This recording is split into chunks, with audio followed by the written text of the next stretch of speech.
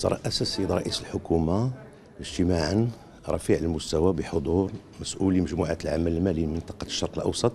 وشمال إفريقيا، وقد خصص هذا الاجتماع لتأكيد الالتزام السياسي الراسخ للمملكة المغربية في مجال مكافحة غسل الأموال وتمويل الإرهاب وكذا الجرائم المالية بصفة عامة.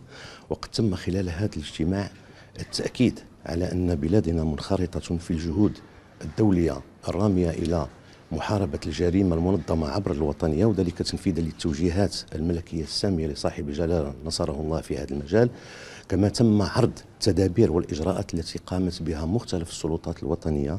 لتهيئ لهذه الجولة الهامة من عملية التقييم المتبادل المقبلة، والتي ستمكن بلادنا من عرض جهودها في هذا المجال، كما ستمكننا من انخراط في الجهود التي يبذلها المنتظم الدولي بصفة عامة لمحاربة الجرائم المالية.